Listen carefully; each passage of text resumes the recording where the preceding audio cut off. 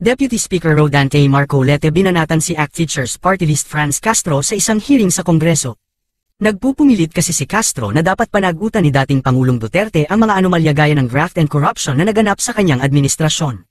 Maigting naman itong dinipensahan ni Deputy Speaker Rodante Marcoleta at bamuelta kay Castro. Saad ni Marcoleta na lahat ng akusasyon ni Castro ay walang saysay at pawang imbento na lamang dahil naging malinis ang pamamahala ni Duterte sa bansa. Samantala iiyak ang Makabayan Bloc at iba pang makakaliwang grupo sa balitang ito. Kamara wala nang magagawa, mandatory ROTC isusulong na.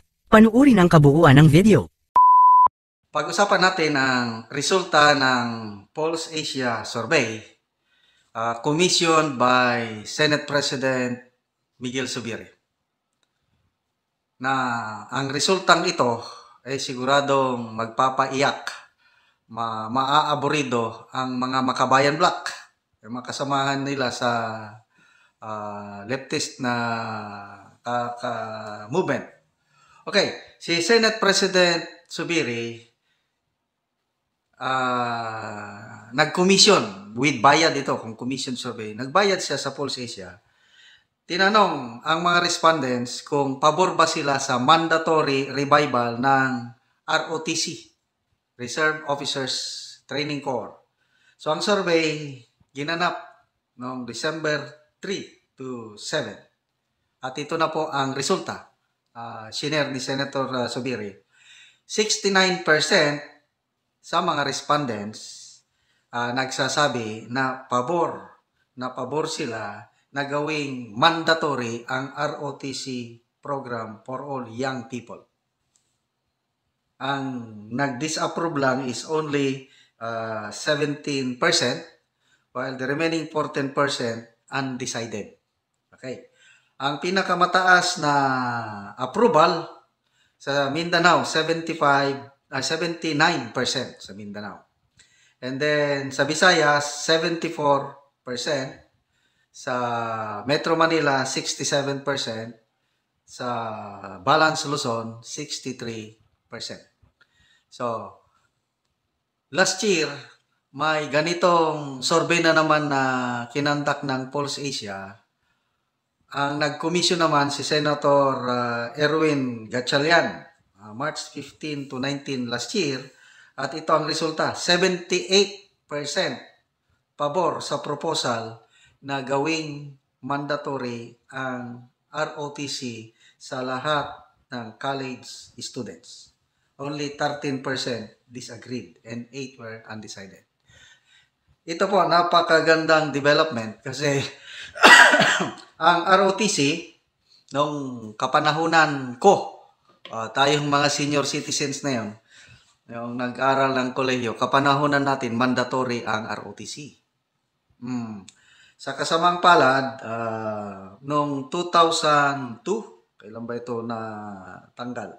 Yes, I believe 2002 na alis ang mandatory ROTC, ginawa na lang voluntary o optional. So, naging resulta, nawalan na yung discipline ng mga kabataan.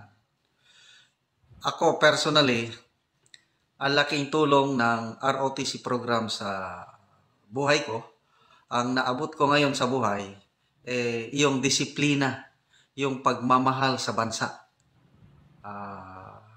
Yan ang resulta ng magandang training sa ROTC.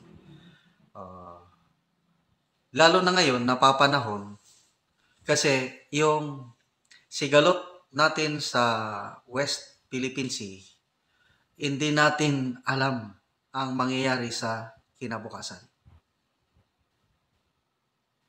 Noong bago pumutok ang World War II, nakapaghanda na tayo. Yung ROTC program, sinimulan pa yan right after na dumating ang mga Amerikano sa ating bansa.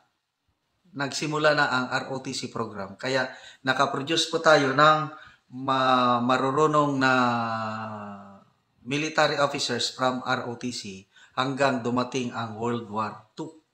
So isa na yan si President Ferdinand Edralin Marcos. Senior na produkto siya ng Vanguard ROTC.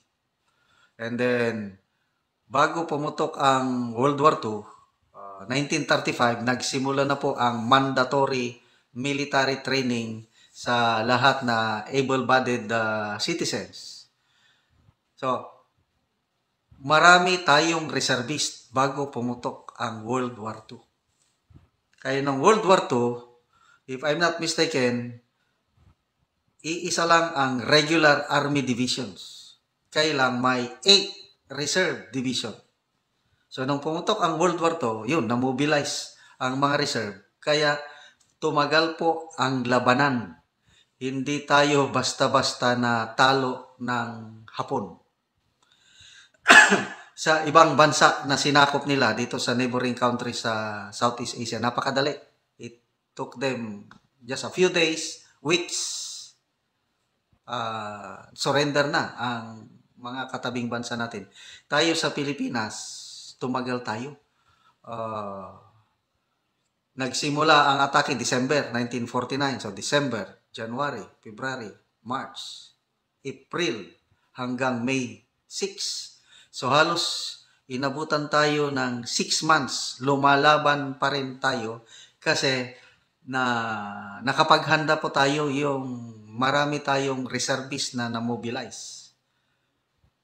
So, may this serve sa lesson yung nangyari sa World War II dahil nakapaghanda tayo na dapat ngayon, dahil hindi natin alam kung ano ang mangyari sa West Philippine Sea, maghanda na tayo.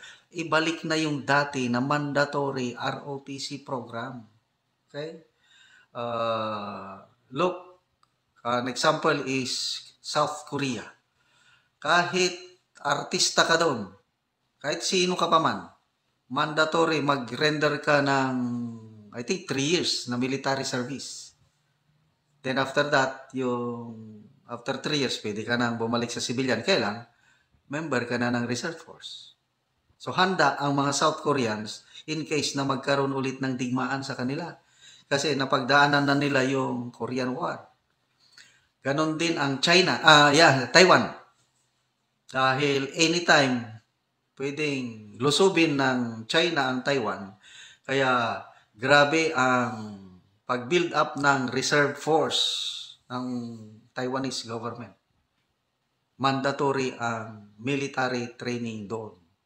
So, kung ang ating mga kalapit bansa naghahanda, bakit tayo hindi?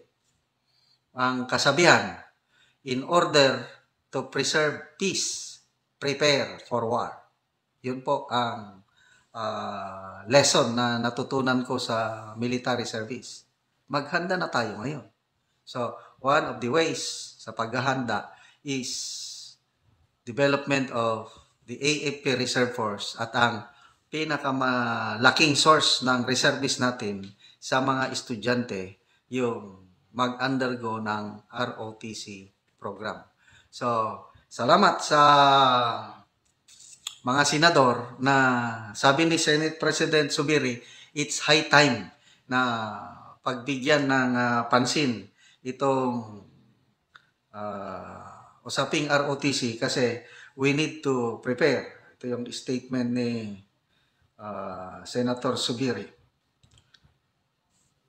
Let's give the bill a chance. Okay? Kasi ang bill, nandun na, nakabinbin na sa Senado. At the same time, ito pala si Senate President Zubiri, na-recruit na rin siya, isa na rin siyang reservist, Army reservist with the rank of a Lieutenant Colonel. Okay? So, ang author nitong bill na ito ay si Senator Ronald De La Rosa, and pinasalamatan niya si Senate President Zubiri sa pagbibigay ng priority na tatalakayin once nga nag-resume ang session ng Senado. Priority na tatalakayin ng ROTC bill, and hopefully maisabatas na ito at babalik na yung dati.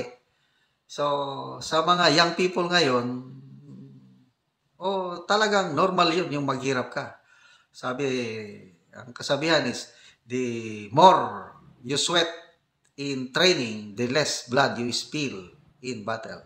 Mahirap ang training sa ROTC because it's a military training. Kaya lang, pagdating ng panahon, malaking maitulong yan sa seguridad sa ating bansa.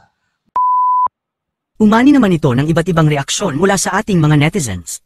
Ayon kay Emilia Olayon, salamat Sir Marcoleta, dapat matanggal na ang mga makakaliwa, forever Duterte pa rin kami. Pahayag naman ni Cesar Sanchez, itong si Franz Castro, Broses at Manuel noted kayo na against sa mga katiwalian sa government, mga salot kayo. At ito naman ang saloobin mula sa ating kababayan na si Romeo Corpus, tama yan, ibalik ang ROTC para sa mga kabataan at nang malayo sila sa mga makaliwang grupo. Mga kababayan, feel free to comment below para maglabas ng saloobin sa balitang ito.